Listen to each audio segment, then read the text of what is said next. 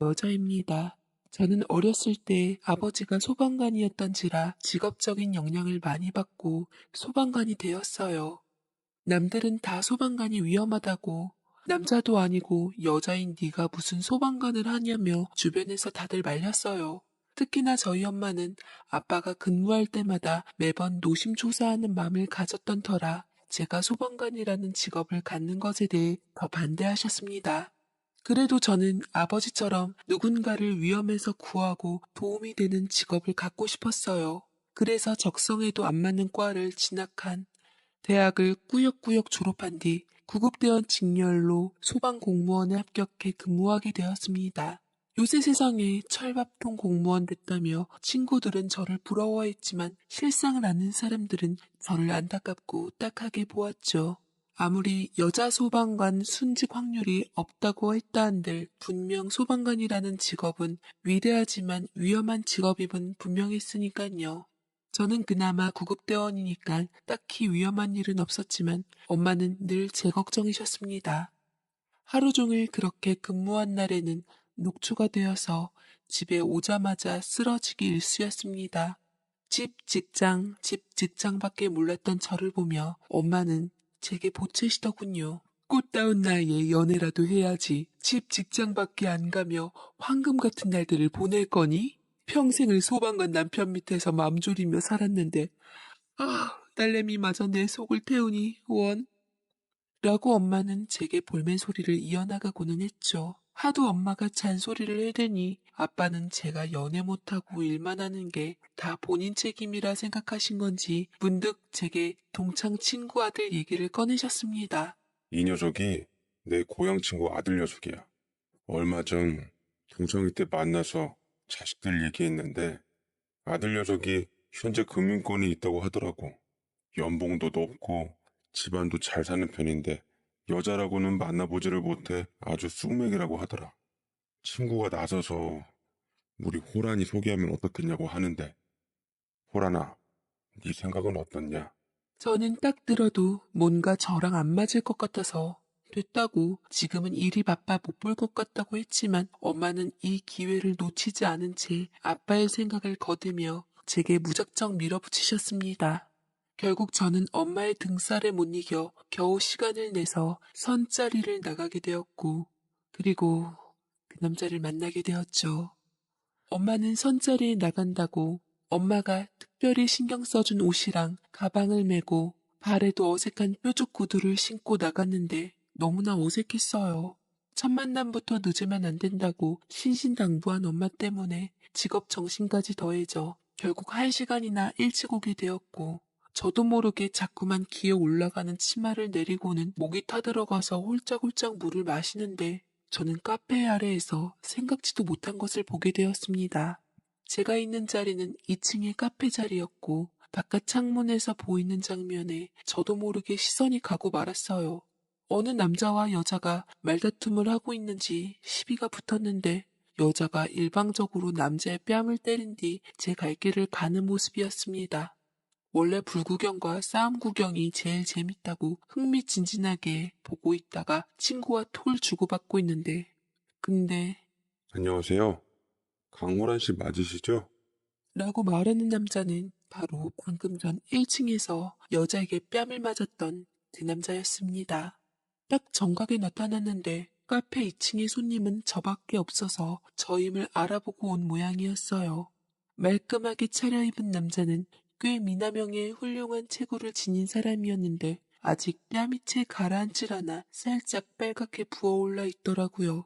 남자는 제게 어쩌고 저쩌고 쑥맥치고는 너무나도 훌륭하게 제 비위를 맞춰가며 저의 호감을 사려고 노력했고 남자 손도 못 잡아봤던 모쏠이었던 저는 그와 대화를 하고 있는 사이 제가 봤던 일들은 까맣게 잃어버리며 그 사람에게 점차 매력을 느꼈습니다. 그는 연애에 서툴렀던 저를 능숙하게 리드했고 우리는 곧 연인이 되었어요. 일하는 와중에서도 계속 그와 연락에 재미 들려 했고 집에서도 어디에서도 항상 그는 제 머릿속에서 떠나지 않을 정도로 좋아하게 되었습니다. 그렇지만 좋아하게 될수록 가끔 저는 첫날 그 사람이 어느 여자에게 뺨을 얻어맞았던 게 생각이 났어요. 하지만 왠지 거기에 대해 물어보면 우리 좋았던 사이가 틀어질 것 같아 쉽게 말을 못 꺼내고 있었습니다. 마침내 그는 우리가 만난 지 1주년이 될 때 제게 프로포즈를 했어요. 저는 황홀한 마음에 당연히 승낙했고 세상에 내가 어떻게 이런 남자와 결혼을 라며 현실이 실감 안 나는 듯 어안이 벙벙해졌다가 그래도 결혼을 앞두고 있는 마당에 짚고 넘어가야 할 건 짚어야 할 것 같아 조심스럽게 말했습니다. 나 사실은 자기랑 첫 만남 때 자기가 어떤 여자한테 뺨 맞는 거 봤는데 혹시 그날 일 기억나? 라고 묻자 그 사람은 전혀 모르겠다는 듯 무슨 말이냐고 내가 본 게 본인이 맞냐고 오히려 되묻는 것이었죠. 그때는 이 사람이 정말 기억이 안 나는구나. 아니면 혹시 내가 잘못 본 건 아닌가 싶을 정도로 생각하게 만들었습니다. 그 남자는 그만큼 능수능란하게 빠져나가는 법을 알고 있는 사람이었죠. 아무튼 저는 그 사람과 상견례까지 무사히 마치며 깨소금 볶는 결혼 준비를 마쳤고 시까지 치르며 신혼여행까지 다녀왔습니다. 시부모님께서는 제 손을 잡으시고 예쁘다 예쁘다 하시며 신신당부를 하시는데 우리 재원이가 워낙 외롭게 자라서 네가 잘 보듬어줘야 할 거야. 넌 활발하고 성격도 좋으니 우리 재원이를 잘 보살펴 줄 수 있을 것 같구나. 그리고 재원이가 돈 좀 만지는 애니 직장을 그만두는 것도 한번 생각해 보거라. 라면서 제게 은근슬쩍 여태 근무했던 직장에 대해 정리하라고 눈치를 주시는데 저는 여자도 경제력이 있어야지 당당하다는 아빠 말씀에 대해 기억하고 제 직업에 대해서도 자부심을 갖고 살았기에 남편에게 계속 근무하고 싶다는 뜻을 밝혔습니다. 당연히 남편도 제 의견을 지지해 주었고요. 남편이 마련한 고급 주택에서 신혼생활을 시작하며 저는 친구들과 지인들의 부러움을 사게 되었습니다. 다들 저더러 시집 잘 갔다고 하더라고요. 남들이 그렇다니깐 그런 줄 알고 살았습니다. 그러나 남편은 제게 너무 잘했지만 야근이며 출장이며 바빴고 저 역시 교대 근무하며 상시 대기해야 하는 구급대원을 하고 있었기에 남편과 저는 실질적으로 집에서 매일같이 볼 수는 없었어요. 이 모습을 예상했던 양가 부모님들은 손주 걱정에 애가 탈 지경이었습니다. 저번에도 말했지만 일 그만두는 게 어떻겠냐? 여자가 자고로 집안에 있어야지 남자 하는 일도 잘 되고 마음도 편하고 바람잘 날 없는 거다. 하루는 시댁에 갔을 때 시아버지께서 또다시 제 직장 문제를 언급하며 친히 말씀하시길래 난감해했더니 남편이 막아주더군요. 아버지 왜 그러세요? 소방 공무원 어렵게 돼서 들어간 사람인데 더군다나 이 사람은 직업적 소명의식이 투철해서 그게 말처럼 쉽진 않을 거예요. 저희 일은 저희가 알아서 할 테니까 그냥 두세요. 처음에는 남편이 누구보다 날 이해해주고 있구나라고 여기며 고마워했지만 실상은 아니라는 걸 얼마 후에야 알게 되었습니다. 며칠 후 남편이 어두운 얼굴로 퇴근을 하며 들어온 날이 있었는데 갑자기 제게 급한 듯 말하더라고요. 여보, 혹시 돈 좀 있어? 당신 친정 부모님들 퇴직금이며 어머님이 투자하신 상가 건물임에 있다고 들었는데 혹시 그걸로 대출 좀 받아서 나 좀 도와줄 수 있어? 저는 저도 몰랐던 저희 집 재산에 대해 꿰고 있던 남편에게 첫 번째로 놀랐고 남편이 투자한 돈이 문제가 있다며 당장 돈을 메꾸지 않으면 법적으로 처벌을 받을 수도 있다는 말에 또 한 번 놀랐습니다. 남편은 다짜고짜 당황한 저를 앞세우며 저희 친정에 찾아가 봤고 무릎까지 꿇으며 도와달라 사정사정을 했지만 저희 부모님은 의외로 냉정하셨습니다. 아빠 표정이 유난히 어두우시더라고요. 미안하지만 그건 안 되겠네. 전부터 자네 손대지 말아야 할 돈으로 펀드나 주식 노름하다가 큰일 치를 뻔했다며 자네 아버지도 걱정이 많던데 지금 그 손실을 우리 돈으로 메꾸자는 건가? 딱 보기에도 폐가 망신할 게 뻔한데 여태 쌓아올린 탑을 무너뜨릴 수는 없네. 그러지 마시고 한 번만 도와주세요. 다 제가 잘 돼야지 호란이도 행복할 거 아닙니까? 제가 잘못돼서 법적 처벌이라도 받게 되면 호란이는 어쩌시려고요? 솔직히 호란이가 시집 올 때 넉넉한 예단이며 혼수 잘해온 것도 아닌데 그런 것 가지고 뭐라 한 적 한 번도 없습니다. 처갓집이 없는 것도 아니고 좀 있으시면 저 좀 도와주시면 안 됩니까? 그 돈 돌아가실 때 다 가지고 가실 것도 아니지 않습니까? 라는 선 넘은 말까지 해대는데, 어, 정말로 이 사람이 항상 어른들에게 깍듯하고 예의 발랐던 제 남편이 맞나 싶더라고요. 혼수며 예단이며 아내와도 된다 그럴 땐 언제고, 그럼에도 불구하고 저희가 성의껏 해가서 예는 차린 거였는데, 속으로는 저렇게 생각했다니 정말 충격이 말이 아니었습니다. 왜 겉으로 저희를 배려해주는 척하며 아무 말 없이 살았는지 이중성에 질리더군요. 저희 친정 부모님께서는 그런 남편에게 화가 많이 나셨는지 더 이상 할 말 없다며 얼른 가보라고 하셨고, 일체 본인들 앞에서 돈 얘기는 하지 말라고 단정 지으시며 저희를 내보내셨어요. 그 이후로 남편은 처갓집이라며 학을 뗐고, 조금 시간이 지난 후 걱정하는 제게 일이 잘 풀렸다며 신경 쓰지 말라는 말로 태도가 돌변해 안심시켰습니다. 남편이 그렇게 나오니 괜히 제가 도움이 못 됐다는 것에 대해 미안하긴 했지만, 남편이 꺼낸 혼수예단 문제에 관해 마음이 불편해서 저도 예전같이 남편을 볼 수가 없겠더군요. 하지만 부부인데 언제까지 이렇게 지낼 순 없을 것 같아 간만에 연차를 써서 남편에게 신경을 쓰기로 했습니다. 밀린 집안일을 하려 하는데, 근데 세탁하려고 꺼내두었던 남편의 셔츠에서 낯선 여자의 향수 냄새가 느껴졌어요. 술자리가 워낙 자주 있고 회식마저 업무의 연장선이라며 제게 오해하지 말라고 미리 밝혔던 남편이었지만 기분이 썩 좋지는 않더라고요. 저는 퇴근한 남편에게 식사 자리에서 넌지시 물어보았습니다. 셔츠에서 향수 냄새가 나던데 그 남자가 과연 제 말에 어떻게 대응할지 궁금하기도 해서 저는 입을 떼어보았습니다. 그러자 남편은 눈 하나 깜짝 않은 채 밥을 먹고 젓가락질을 하며 여유롭게 웃어 보이기까지 했죠. 돈 벌려면 어쩔 수 없어. 투자자들 비위 맞춰주는 수밖에는. 그러다 보면 자연스럽게 술자리를 가게 되고 어울리다 보니 그렇게 됐나 봐. 당신이 그런 거 정도는 이해해줘. 알았지? 내가 사랑하는 여자는 오직 당신뿐이야. 나 믿지 여보? 라면서 스윗하게 제 곁으로 와 볼에 입을 맞춰주는데, 문득 우리가 지금 정말로 사랑하는 사이가 맞나? 내가 정말로 남편을 믿고 있는 건지, 남편이 정말 날 믿게 하는 건지라는 의문이 생겼습니다. 의심의 조각은 점차 눈덩어리처럼 불어났고, 그렇다고 진실을 아는 게 두려워서 마땅히 증거를 캐낼 용기조차 없어 전전긍긍해하고 살았어요. 남편은 제 불안한 심정을 느꼈는지 가정과 저를 위해 신경 써주려고 노력했습니다. 저는 마음이 풀어졌고, 양가 부모님들께서 지속적으로 아이를 가지라는 조언을 해준 게 떠올라 본격적으로 임신을 준비하며 몸 관리를 하려고 노력했어요. 하지만 아기 천사는 제게 와주질 않았습니다. 한숨만 쉬는 날들이 늘어났고, 그러던 어느 날 제게 큰일이 생기고야 말았습니다. 여느 때처럼 야간 근무로 인해 일을 하고 있었는데 곧 출산을 한다는 긴급 전화가 와서 저는 익숙하게 장비를 갖추고 출동을 했습니다. 저는 동료들과 같이 빠른 속도로 도착했습니다. 작은 소형 오피스텔이었는데 저는 그곳으로 들어가서 도움을 요청한 산모를 찾았죠.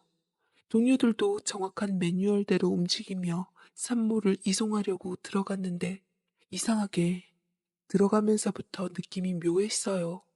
그리고 그 순간 바닥에 쓰러져 있는 산모보다 제 눈에 들어왔던 건 거실 정면에 있는 결혼식 사진이었습니다. 저는 저도 모르게 그 자리에서 주저앉고 말았죠. 사진 속에는 산모처럼 보이는 어느 여자와, 그리고 너무나 내 남편과 닮아 보이는 남자가 함께 있었습니다. 저는 아무 판단이 들 수가 없어 저도 모르게 사진에서 눈을 뗄 수 없어 멍하니 쳐다보기만 하고 있었고, 그 여자는 제 다리를 붙들며 간절하게 말했습니다. 살려주세요. 우리 아기 좀 살려주세요. 아기를 살리고자 했던 산모는 식은땀을 흘리며 제 다리를 붙잡았는데 정작 저는 그 여자를 보며 어찌 손을 써야 할지 모르고 있었습니다. 그때 동료의 목소리가 선명하게 들리더군요. 지금 뭐해? 빨리 산모 챙기질 않고 서둘러. 그제서야 정신이 번쩍 든 저는 그 여자를 부축하며 들것에 실었는데 그 틈을 놓치질 않고 저는 카메라로 결혼사진을 찍은 후 산모를 수습했습니다. 구급차에 타서 계속 고통을 호소하는 그 여자를 보며 저는 속으로 몇 번이나 아니겠지, 그냥 그저 남편과 닮은 사람이겠지 생각을 하며 환자에게 집중하려고 애썼습니다. 그 여자는 구급차에 탄 후에 저와 눈을 마주치지 않으려고 한 듯 아예 눈을 감아버렸어요. 기분 탓인지는 모르겠지만 그 여자도 어쩐지 저에 대해 아는 것처럼 보이기도 했습니다. 저는 그 여자를 보며 제발 이 지옥 같은 순간이 지나가기를, 제가 여태 봤던 모든 것이 제 착각이려니 생각하고 싶었어요. 안 그럼 제가 무슨 정신에 어떤 일을 저지를지도 몰랐으니깐요. 병원에 도착한 후 그 여자는 응급실 안으로 들어갔는데 그 순간 감았던 눈을 뜨며 저를 향해 희미한 미소를 짓고는 안으로 갔습니다. 얼마나 섬뜩하고 등골이 쎄해지던지요. 저는 그 여자의 미소를 잊지 않은 채 막간을 이용해 휴대폰에 저장되어 있는 사진을 몇 번이나 보며 손을 떨었습니다. 분명 사진 속에 있는 남자는 제 남편이 맞았어요. 저는 머릿속이 정리가 되지 않은 상태로 남편에게 연락을 취했습니다만 남편은 제 연락을 받질 않았습니다. 여러 번 신호가 가고 있는 짧은 몇 초 동안 가슴속이 두근거리고 미치겠는 심정은 아무도 모릅니다. 곧 그 여자 부모님이라고 나타났는데 둘 다 술 한잔 하다 왔는지 술 냄새가 코끝을 찌르더라고요. 그 여자 아버지는 고래고래 소리를 지르면서 병원을 난장판으로 만들었습니다. 우리 딸 지금 애 낳고 있는데 정서방 어딨어? 지 새끼 낳는데 당연히 와봐야지. 어디 가서 숨어서 코빼기도 안 비치고 있는 거냐고? 아유, 바쁜가 보죠. 그만해요, 세은 아빠. 금융권에 있는 사람이 우리처럼 한가한 사람하고 같은 줄 알아요? 연락하니 금방 온다고 하더라고요. 아, 조금만 기다려 봐요. 네? 그 여자 부모님들은 서로 얘기를 주고받으며 금융권에 일한다던 그 여자 남편이 금방 온다는 말에 돌아갈 시간이 되었는데도 그 앞에서 기다리고 있었습니다. 그리고 마침내 그 남자가 나타났죠. 어머님, 세은이 괜찮나요? 일이 바빠서 빨리 온다고 왔는데 저희 아기는 태어났어요? 라고 묻는데 말도 안 돼. 분명 제 눈앞에 있었던 남자는 매일 제 곁에서 함께 생활하고 숨 쉬었던 그 남편이 분명했습니다. 이때 병원 안에서 아기 태어나는 울음소리가 들렸고 일제히 시선이 그쪽으로 몰렸네요. 곧이어 간호사는 아기를 데리고 나왔고 식구들은 아기를 보러 주위를 에워쌌는데 남편이 저렇게 진심으로 기뻐하는 모습은 처음 보았습니다. 저렇게 아이를 좋아했으면서 왜 제게 아이 같자는 소리를 한 번도 한 적이 없는지 보는 것조차 괴로워 미칠 지경이더라고요. 저는 눈물을 떨어뜨리며 뭐에 홀린 듯 천천히 남편 곁으로 다가가 옷자락을 붙잡았어요. 여보, 당신 지금 왜 여기 있는 건데?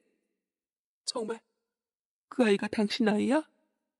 내가, 내가 싣고 왔던 그 산모가 당신의 아이를 품고 내게 도와달라고 전화한 거였어? 여보, 당신이 어떻게 여기... 남편은 저를 귀신이라도 본 모양새 마냥 크게 놀라더라고요. 그리고 그 여자의 부모님은 더 놀랐습니다. 제가 여보라고 부르는 말에 반응했던 남편을 어리둥절하게 보더라고요. 이게 다 무슨 소린가? 여보라니, 자네는 분명 내 딸이랑 결혼하지 않았나? 그것도 바로 얼마 전에. 식도 다 치르고 이제 곧 애기 아빠가 될 자네가 다른 여자의 여보라니. 어디 상황 설명 좀 해보게. 그게 말이죠. 아, 진짜. 남편은 궁지에 몰리자 일단 대뜸 본인의 긴 다리를 이용해 밖으로 도망쳤고 저는 필사적으로 남편의 뒤를 쫓았어요. 저 역시 훈련으로 단련된 몸이었기에 정장 차림과 구두 차림이 거슬렸던 남편을 어렵지 않게 붙잡을 수 있었습니다. 똑바로 얘기해. 어떻게 된 건지 다 말하지 않으면 나 더 이상 가만 안 있어. 가족이고 나발이고 내가 내 눈으로 직접 보고 들은 거 당신 주변에 보란 듯 증언할 테니까 나를 화나게 하지 마. 바른 대로 말하는 게 속 편할 거야. 라고 무섭게 얘기를 했더니 남편은 결국 포기하며 그동안 숨겨왔던 얘기를 제게 실토했습니다. 실은 그 여자 우리 회사에서 가볍게 아르바이트 했던 여자야. 당신 만나기 전부터 여자친구 있는 와중에서도 잠깐씩 만나는 사이였어. 그냥 서로 필요할 때 만나면 좋았는데 그 여자가 내 아이를 가졌다고 하더라고. 그래도 난 아이 문제에 관해 동의한 바 없으니 알아서 하라고 했을 때 그때가 바로 당신을 처음 만났을 때였어. 그 여자가 당초에 내 곁에서 떨어지지 않으려는 거 겨우 떼버리고 당신이랑 결혼해서 잘 살았는데 정작 내가 돈 때문에 도움을 요청하니까 당신네 가족들은 나 몰라라 한 반면 생각지도 못했던 세안이랑 가족들이 도움을 줘서 위기를 모면하니 생각이 달라지더라고. 그래서 태연이랑 결혼하는 조건으로 이렇게 살게 된 거야. 그게 무슨 말이야. 당신은 나와 결혼했잖아. 법적으로도 내 남편인 당신이 다른 여자와 결혼식을 또 했다고? 말 그대로 결혼만 한 거야. 코스프레처럼. 그래야 그쪽에서도 돈을 준다고 했으니까. 이건 세연이도 다 알고 있었어.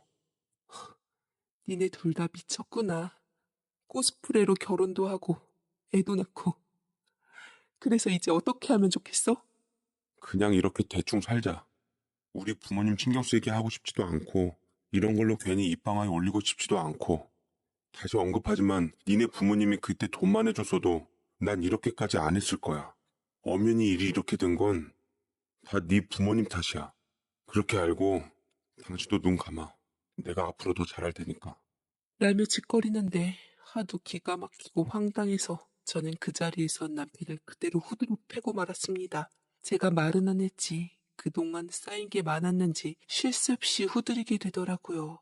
한참 동안 소란에 길 가는 사람이 경찰에 신고해서 저와 남편은 나란히 경찰서에 가게 되었고 이참에 친정 부모님이고 시부모님까지 알게 되어 경찰서에 출두하며 모든 사실을 듣게 되었습니다. 네, 이럴 줄 알았어. 그러니 내가 뭘 했냐? 진작 직장 그만두고 애가지라고 했을 때 말 안 듣더니 이건 네가 자초한 일이다. 난 어서 우리 손주나 보러 가야겠다. 시부모님께서는 팔이 안으로 굽는다고 그 와중에서 태어난 손주가 보고 싶다며 병원에 가자시더라고요. 친정부모님께선 어이없는 모습에 친구고 나발이고 욕을 한 사발 퍼부어 주었고 고향 친구이자 동창이었던 양가 아버님들은 우정도 사돈관계도 풀을 맞게 되었습니다. 네, 그렇게 되었습니다. 저는 남편과 이걸로 이혼을 한다고 했고 남편 역시 대수롭지 않게 쉽게 이혼도장 찍더라고요. 뭐 사이에 아이가 없는 게 다행인 건지 저희는 그렇게 쉽게 갈라섰고 상간녀와 남편에게 위자료를 청구하며 우리 관계는 끝이 났습니다. 근데 웃긴 건 그 남자는 아기까지 낳은 상간녀에게 딱히 가지도 않은 채 여전히 자기 일에 이로운 여자와 재혼하려고 줄기차게 선을 보러 다닌다고 하더라고요. 아이도 뭐 딱히 호적에 올릴 생각은 없는 것 같아 그 상간녀도 남편에게 갖가지 소송을 한 것 같았습니다. 더 이상 쓰레기들이 하는 일 따위 생각하고 싶지 않네요. 그렇게 제 결혼 생활은 끝이 났고 저는 소방 공무원으로서 제 일에 임하며 여전히 이로운 일을 하는 데만 집중하고 있습니다. 아, 결혼이라면 이가 갈리고 치가 떨리네요. 앞으로는 어떨지 모르지만 지금 당장으로는 남자는 애는 영 재능이 없는 당시에는 못난 아들이었어요. 그걸 증명이라도 하듯 아버지께서는 잘난 형을 볼 때와 저를 볼 때는 시선부터 싸늘해지며 혀를 차곤 하셨습니다.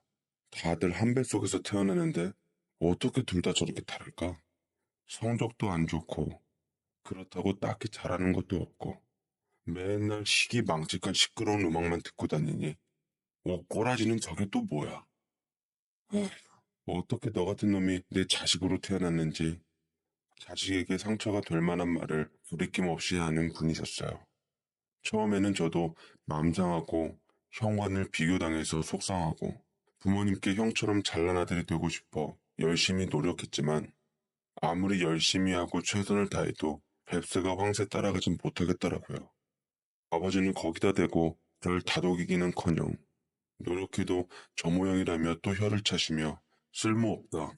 들인 교육비가 아깝다는 둥 하도 귀에 딱 찍어지도록 부모님께 무시를 당하니 아예 포기하게 되었습니다. 그때부터 저는 제가 원하고 잘하는 길을 찾았고 그것이 바로 음악이었어요. 고등학교 때 한참 빠졌던 음악은 당시 힙합이나 락 같은 장르였는데 아버지는 유독 제가 듣는 음악에 대해 혐오에 가깝게 진저리를 치셨어요.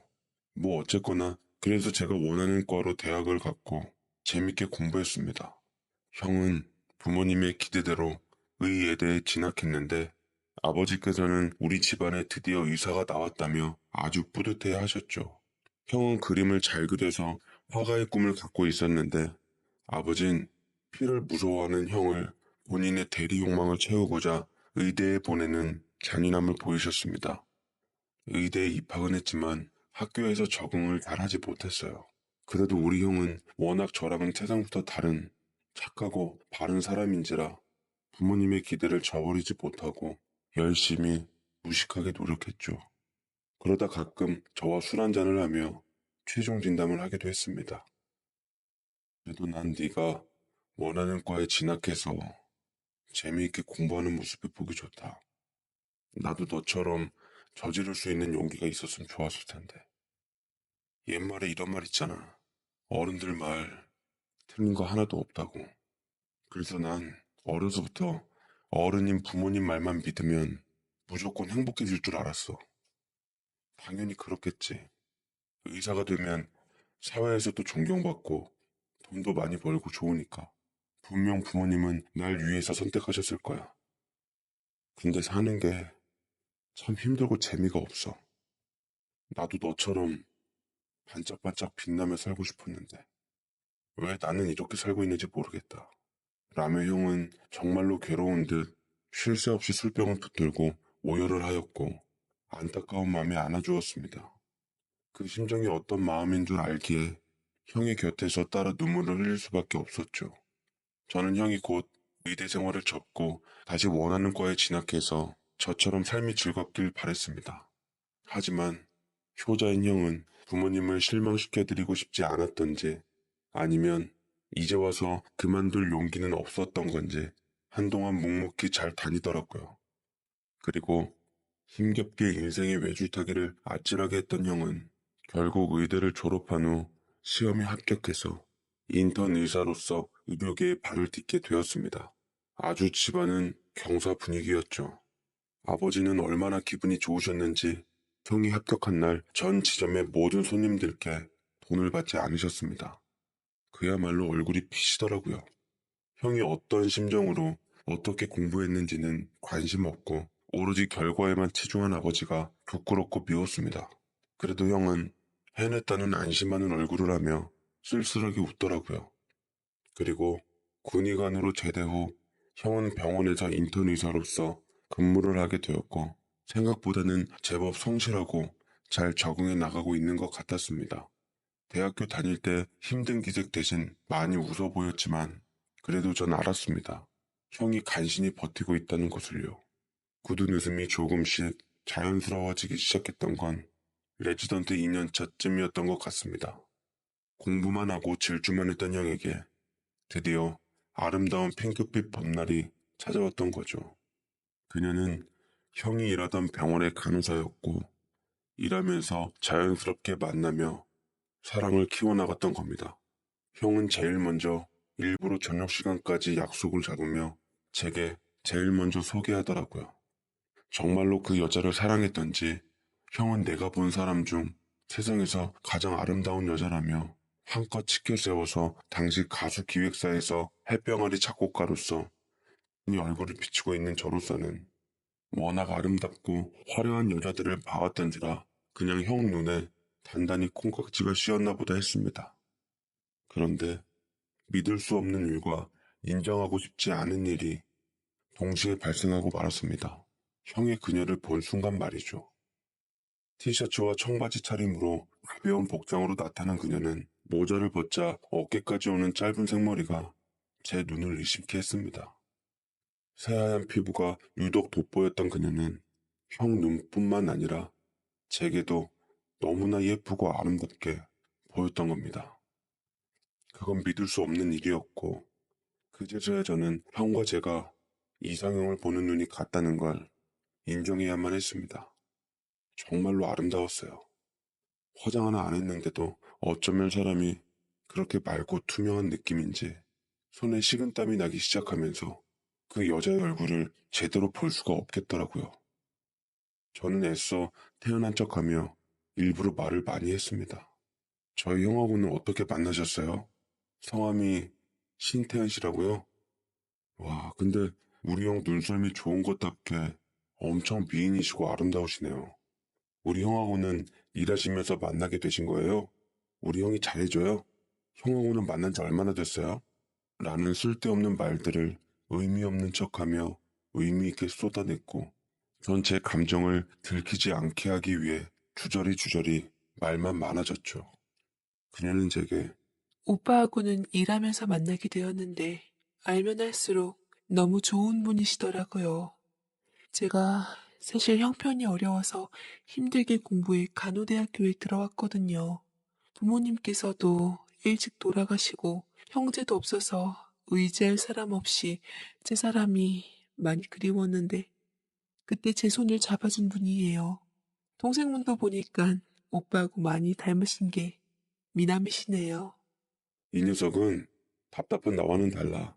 자유분방하고 멋지고 내가 살고 싶었던 삶을 부럽게 살고 있잖아. 내 동생은 작곡가로서 일하고 있는데 조만간 아주 대박을 터뜨릴 거야. 저는 바빠지기 전에 자주 보면서 지내보자고. 라면서 형은 저를 한껏 치켜 세워줬네요. 그리고 형은 그날 밤 저를 먼저 보낸 후 집에 안 들어왔는데 연인끼리 함께 있는 건 당연한 거지만 기분이 이상하게 좀 그렇더라고요. 저 혼자 터덜터덜 들어오니 아버지께서는 날선 목소리로 일국인은 어디 가고 너 혼자 들어와? 주옥 같은 좋은 집안 아가씨들이 선보려고 대기 중에 있는데 너라도 네 형 설득해봐라. 어딜 봐도 아까운 손자리야. 연락도 계속 안 받던데 다시 병원으로 들어가 본 거야? 애비 전화는 몇 번 거르더라도 네 전화는 꼭 받잖냐? 라며 되게 물으시는데 저는 아무 말도 할 수 없이 모르겠다라고만 대답한 후 제 방으로 들어갔습니다. 의사인 형에게는 선자리가 본물 터지듯 밀려들고 있었습니다. 우리나라에서 의사의 사회적인 위치는 거의 의느님이 맞더라고요. 안타까운 건 그녀가 선자리의 여자들보다 돈이 없고 부모가 없고 형제 역시 없다는 거. 그리고 제 짐작은 곧 현실이 되어서 나타났습니다. 뭐? 그게 대체 무슨 소리야? 오늘 내게 데려온 여자랑 난데없이 결혼을 하겠다니? 네가 정신이 있냐 없냐? 그럼 내가 그동안 준비했던 선자리의 아가씨들은 다 어쩔 거야? 라며 아버지는 형을 몰아붙이셨고 그것은 바로 형이 결혼하겠다며 선전포고를 한 뒤 사귀던 그녀의 손을 잡아 아버지 앞에 데려와 결혼할 여자라고 인사시켰던 것이었습니다. 그래서 어떻게 되냐고요? 당연히 아버지는 열정적으로 결혼 반대를 하셨고 그녀에 대한 외적인 조건들을 듣자마자 절대 결혼만큼은 안 된다며 결혼 반대를 적극적으로 하셨습니다. 형은 처음에 그 여자와 결혼 안 하면 이 세상을 살아갈 의미가 없어진다며 결혼 허락을 필사적으로 구했습니다만 노발대발한 아버지에 의해 결국 그녀는 신발도 제대로 못 신고 저희 집에서 쫓겨나야만 했습니다. 사랑하는 여자가 부모에게 쫓겨나는 것을 본 형은 마음이 아파했지만 형은 사랑을 지키기엔 너무 효심이 가득했던 아들이었습니다. 형을 잘 아는 아버지는 형과 그녀를 떨어뜨려 놓기 위해 그녀와 주위 사람들을 공략해서 작정하고 힘들게 만들었어요. 처음에는 형이 오프 시간에 맞춰 그녀의 직장을 찾아가 한바탕 난리를 펴댔고 또 한 번은 그녀를 힘들게 키워준 이모의 식당을 찾아가 소란을 불러일으키며 시작부터 돌이킬 수 없게 만들기도 했습니다. 인터넷을 이용해서 그녀에 대한 되도 않는 헛소문을 퍼뜨렸다가 명예훼손으로 소환도 되었어요. 다 그랬을 순 없지만 부모님께선 진심으로 형을 그녀에게 뺏기지 않으려고 수단과 방법을 가리지 않았습니다. 결국 상처받은 그녀가 두 손 두 발 백기를 들었던지 형은 이별 통보를 받은 것 같고 몇 날 며칠을 술 기운으로 버티다가 끝내는 부모님을 등지고 그녀를 택해서 야반 도주라도 하려고 했던 것 같지만 끝내는 효심을 지키고 그녀를 잊는 것을 택했습니다. 생전 부모님께 효자였던 형은 처음으로 부모님께 못할 말까지 하며 감정을 내보였지만 형의 천성에 대해 누구보다 이미 꿰뚫은 부모님으로서는 가소로웠을 뿐이었죠. 지피지기면 백전백승이라고 형보다 형을 더 잘 알고 있던 부모님의 승리로 형은 부모님이 원하시는 대로 좋은 집안에 돈 많은 여자와 선을 보았고 잘 돼서 결혼까지 일사천리로 진행되게 되었습니다. 돈 많은 여자는 아버지가 모 대학 총장으로 계시다가 지금은 임대업을 하신다는 사람이었는데 그저 이사사비 노래를 불러서 형을 데려갔다고 하네요. 돈이 많은 집이었기에 결혼만 하면 개원도 시켜주고 집이랑 차, 소위 열쇠 몇 개는 보장되어 있었습니다. 형은 결혼식 전날 쓸쓸하게 달빛을 보며 홀짝홀짝 술을 들이키고 있더라고요. 다음날 맞이할 예비 신부에게 사랑한다고 달콤한 말까지 로봇처럼 얘기하며 말이죠. 표정이 없었어요. 결혼을 앞둔 예비 신랑이요. 저를 본 형이 먼저 말을 꺼내더라고요. 너는 나처럼 살지 마라. 우리 부모님 정말 대단하신 분들이야. 자식 이기는 부모 없다더니만 이기셨잖아. 내가 언제까지 부모님께 휘둘릴지는 모르겠는데 나중에는 내가 받았던 상처, 심정, 언젠가 다른 식으로라도 꼭 돌려줄 거야. 언젠가 꼭. 라고 입꼬리가 올라가는데 좀 그 표정이 돌이켜보면 아직까지도 섬뜩하네요. 형은 다음날 예정대로 만인들의 축복을 받으며 그 여자랑 결혼식을 무사히 치르고 가정을 가졌습니다. 다행히도 신부 쪽에서 준비한 누릴 만한 것들이 많았는지 별탈 없이 살더라고요. 하지만 형수님이 차려준 병원에서 여자들이 많이 다녀간 건 사실이었습니다. 그것도 그녀를 꼭 닮은 여자들 말이죠.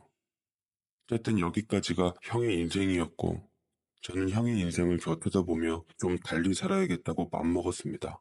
어차피 저야 부모님께 내놓은 자식이니 뭐해도 별 기대도 없고 그냥 부모님 얼굴에 먹칠하지 않게 조용히만 살라고 하셨는데 전 아무래도 그럴 수는 없을 것 같았어요.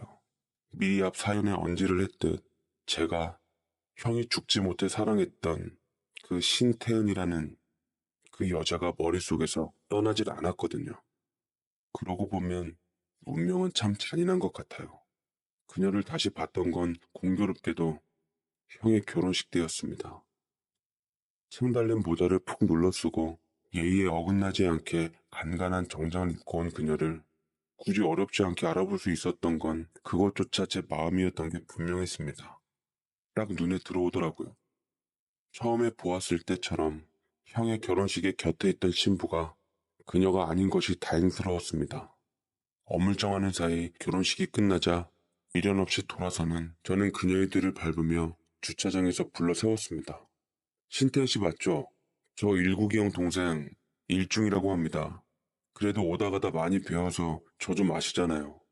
라고 말을 했더니만 그녀는 표정이 굳어지더니 주춤거리며 뒷걸음질을 쳤습니다. 제게 들켜서 별로 좋은 일은 아닐만 했죠. 어쨌거나 헤어진 옛 연인의 결혼식에 오는 건 모양새가 좋은 일은 아니니까요. 동료들도 결혼식에 많이 참석했던지라 사람들 눈을 의식한 그녀는 저를 피하려고 했지만 제가 순순히 놔줄 생각이 없자 사람 눈을 피해 차 한잔 하기로 했습니다. 그녀는 주문한 차를 한 모금도 마시지 않고 어둡게 입을 열더군요. 제가 바보 같다고 생각하겠지만 그냥 마지막으로 한 번만 더 보고 싶었어요. 내가 너무 마지막에 매몰차게 대한 것 같아서 그게 내내 마음에 걸렸거든요. 덕분에 그 사람은 평온하게 결혼식을 올리더라고요. 라고 눈시울을 빨개진 채 덤덤한 척 얘기하는 그녀의 진심이 느껴져서 저는 끄덕이고 심정을 헤아려 주었습니다. 형에 대해서 많은 얘기들을 나눴어요. 형과 마지막으로 이별하면서 느꼈던 아찔함과 주변 사람들에게 패기치게 하고 싶지 않고 지키고 싶어서 무수한 감정 정리를 해야만 했다고 합니다. 저희 드센 부모님께 항복한 대가로 떠다 밀어준 돈도 이모님께서 알아 챙겨서 나중에 시집 갈 때 쓰라고 통장으로 만들어줬다더군요. 기왕 받은 돈, 그 돈으로 고통받았던 이모님께 위로금 쪼르주고 주변 사람들 챙기는데 쓰기도 했다는데 전 괜한 자존심에 챙길 것도 못 챙기는 바보보다는 낫다는 생각이 들더라고요. 잘했어요. 사랑하는 사람이랑 헤어지는 고통이 얼마나 큰데 그에 상응하는 대가를 치르려면 꽤 많이 받아야 하지 않아요? 우리 부모님이 얼마 줬어요? 큰 거 한 장? 두 장? 세장요. 돈 좀 쓰셨더라고요. 아들한테 젖대 낸 후 뒤탈없게 하려고 노력 꽤나 하셨죠. 나는 일국 씨가 그렇게 빨리 결혼할 줄은 몰랐어요. 그래도 예의상 헤어진 후 좀 있다가 결혼할 줄 알았는데 거의 3개월 만에 속전속결로 결혼식을 올릴 줄이야. 그래도 결혼식 가보니까 표정이 너무 나쁘진 않아서 좋기도 했는데 웃기게 슬프기도 하더라고요. 라고 쓴웃음을 짓고 말하는데 형을 많이 그리워하고 있나 보다 해서 마음은 알겠으나 기분이 이루 말할 수 없이 꽁기한 면이 있더라고요. 어쨌거나 그날 이후로 저는 그녀와 친구로서 자주 만나며 알아갔습니다. 솔직히 말해서 알면 알수록 처음 품었던 환상과는 다르게 계속 깨는 부분도 많았지만 저는 그것마저 귀엽고 나쁘진 않았습니다. 저는 작곡가로서 창작의 영감을 받기 위해 밤샘 근무가 많았고 그녀는 간호사로서 나이트 근무가 있었습니다. 밤새 틈나는 대로 연락을 주고받고 문자를 주고받으며 서로의 빈자리를 채워가는 관계가 되었어요. 저랑 동갑인 그녀는 형으로 인해서 인연이 된 사이였지만 형만 아니었으면 우리는 마음 놓고 좋은 사이가 될 수 있었을 텐데 아쉬운 부분이 있었습니다. 기대 없던 자식이 그녀를 데려왔다면 싹싹한 그녀의 성격상 우리 부모님께 참 사랑을 많이 받았겠다 싶었습니다. 그러나 이미 돌이킬 수 없었기에 저 또한 막막해졌습니다. 형의 애인이었던 여자와 솔직히 우리나라 정서에 사귄다는 것도 좀 우습고 놀랄만한 부분인 거잖아요. 그렇지만 저는 형과는 다른 사람이었기에 제가 하고 싶은 대로 하기로 했어요. 우리 알 만큼 알았으니 연애 뛰어넘고 결혼할까? 우리 부모님이 형이랑 헤어질 때 준 돈으로 나한테 시집 와라. 네, 저 역시 형과 공통점이 있었다면 바로 속전속결이었습니다. 그녀와 헤어진 지 3개월 만에 결혼한 형의 동생답게 저 역시 3개월 만에 그녀에게 연애 패스하고 프로포즈로 돌직구를 날렸어요. 그녀는 되게 어이없게 미쳤다면서 지금 자기더러 원수된 부모님께 인사를 가라는 거냐며 어이없는 듯 말했지만 그런 어려운 결정을 상식 없게 별 어렵지 않게 한 제게 어떤 의미로든 놀라워하는 것 같았습니다. 저는 제 마음이 진심이라는 것을 알리고 싶어 그녀의 손에 준비한 반지까지 끼워주며 답했습니다. 네가 마음 준비됐으면 난 아무래도 상관없어. 나를 사랑하고 믿고 따라와 준다면 그걸로 나는 무조건 밀고 나갈 거야. 진짜 결혼하자. 라고 하니 그녀는 당황하며 처음에는 대답을 피하려 하다가 제 흔들림 없는 눈빛을 보고 농담이 아니란 걸 알았는지 시간을 달라고 하더라고요. 그게 한 달 정도였습니다. 그녀의 대답을 기다리는 동안 얼마나 초조하고 숨이 막힐 지경이었는지 몰라요. 그녀를 자칫 친구로도 못 보고 영영 이럴 수도 있다는 사실에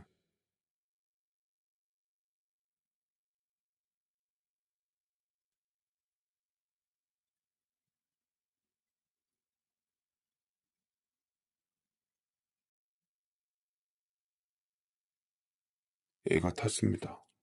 그녀에게 시간을 주기로 했지만 성질 급한 저는 견디다 못해 그녀를 먼저 찾아갔고 다시 한번 프로포즈를 했습니다. 꼭 그녀를 제 아내로 맞이해서 평생을 함께하고 싶었어요. 부모님과 형과 인연을 끊는 한이 있더라도요.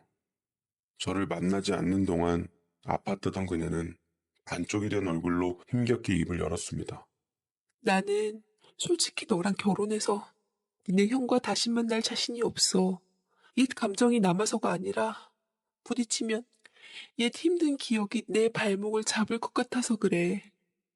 그래서 너랑 온전히 행복해질 수가 없기 때문에 너도 나와 결혼하면 어쩜 평생 소중한 사람들을 못 보고 살 수도 있는데 괜찮겠어? 괜찮아. 난 다 버리고 너랑 결혼할 거야. 어차피 너를 형수님으로 맞았다 해도 나는 떠났을 거야. 첫눈에 반한 여자를 형수로 어떻게 봐? 어차피 난 내놓은 자식이고 형도 부모님도 서로만 있으면 괜찮은 존재들이야. 아무 생각 말고 나랑 결혼하자. 그렇게 프로포즈를 하고 그녀는 오랜 고민 끝에 결국 제 청혼을 받아들였습니다. 너무 기뻐서 정말 나라 구한 기쁨, 천군만마를 얻은 기쁨보다 더 크더라고요.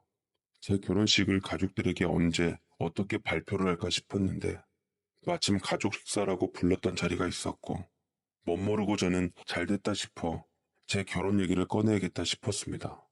근데 그날은 하필 형수님의 임신 소식을 발표하는 날이었더라고요. 정말 몰랐어요. 가족 식사라고 해서 절 불렀기에 갔건만 벼랑간 임신을 했다는 소식을 빵 터뜨렸습니다. 형은 나름 밖에선 여자들과 놀 거 다 놀면서 안에서는 형수님과 다정하고 오붓한 즐거운 신혼초에 깨소금 볶고 있었고 게다가 형은 곧 아빠가 된다고 생각하니 좋았던지 마음껏 웃어 보이더군요. 그래서 저는 제 결혼 소식을 터뜨렸고 기뻐하는 가족들 앞에 미리 연락해 놓은 그녀를 근처로 오게끔 했습니다. 어차피 뒤집어질 일 화끈하게 끝내버리고 모든 걸 정리하자라는 심정이었어요. 그리고 드디어 기다리고 기다리던 그녀가 나타났더랬죠. 안녕하세요. 또 뵙겠습니다. 신태은이라고 합니다. 이번에는 일중 씨랑 같이 왔는데 지금 인연을 보면 전생의 부모님들과 인연이 있었긴 한가 봐요. 라며 얘기를 하는데 정말 그녀를 보더니 하나같이 웃음기가 싹 가시며 귀신이라도 본 모양새로 얼어있더군요. 특히나 형은 그녀와 저를 번갈아 보고서 믿을 수 없다는 듯 입을 다물질 못했습니다. 부모님은 아주 난리가 나셨어요. 허나 행여 잘못 움직였다가는 부잣집 며느리가 잘못될까 싶어서 계속 눈치만 보고 있는 상황이었던 거죠. 나중에 감정을 눌려 참은 형이 형수님을 데리고 집으로 갔고 부모님은 자리를 피한 후 아니나 다를까 그녀에게 달려들어 예전 형에게서 떼어낸 솜씨로 그녀에게 행패를 부렸습니다. 그럴 때마다 시간이 많았던 저는 팔 걷어 부모님께 안간힘을 쓰며 그녀를 지켜주었고 그럴수록 저에 대한 그녀의 신뢰는 커져만 갔습니다. 아버지는 제게 소리소리를 지르시며 손까지 대셨어요. 너 미쳤어? 이제 하다 못해 네 형과 사귀던 여자와 결혼을 하겠다고? 너도 그렇고 저 아이도 그렇고 머리가 어떻게 된 거 아니야? 배알도 없는 놈 같으니 너 우리 집안에 호적이라도 붙어있고 싶음 당장 그 여자 정리하고 끝내. 능력 없는 놈이 도덕성까지 없으니 참 가관이다.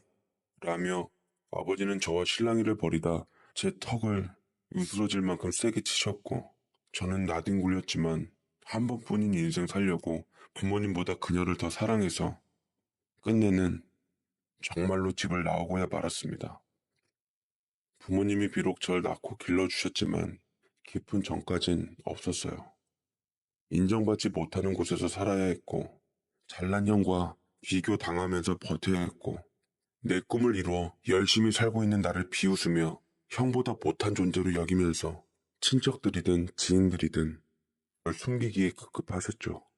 그래서 어차피 숨겨진 존재로 살 거 내가 사랑하는 사람이랑 결혼해서 부모님께서 주신 이 생명 비록 부모님이 뜻하신 바는 아니었지만 제게 부끄럽지 않은 삶으로서 보답드리고 싶었습니다. 저는 그 길로 집을 나갔고요. 부모님은 절 진짜로 호적에서 파버리신 후 없는 아들 죽은 셈 치며 사셨고 친척들에게도 저에 관해 온통 모함과 특유의 모략으로 절 철저하게 고립되게 만들었습니다. 다행히 형태처럼 그녀를 몰아붙이거나 그녀의 주변인들에게 해를 가하진 않더라고요. 그리고 저는 그녀와 결혼했습니다. 지금 제 와이프는 예전에 형과 사귀었던 전 애인입니다. 근데 솔직히 부인도 아니었고 사귀다 헤어질 수도 있는 거고 마음마저도 결혼했는데 우리한테 왜 다들 제정신 아닌 거라고 얘기하는 것 자체가 저는 참 우리나라 사람들이 남의 말 하는 거 진짜 좋아하는구나 싶어요. 비록 부모 형제랑 등 돌리고 사랑하는 여자를 택했지만 저는 아내와 같이 살면서 형의 그림자를 느껴본 적도 없었고 진심으로 서로 사랑하는 마음이 느껴졌기에 저는 내 새끼들 2명 낳고 15년 동안 참 행복하게 살고 있고 앞으로도 잘 살 거라 생각합니다. 누가 제 사연을 영화로 만들어주면 좋겠네.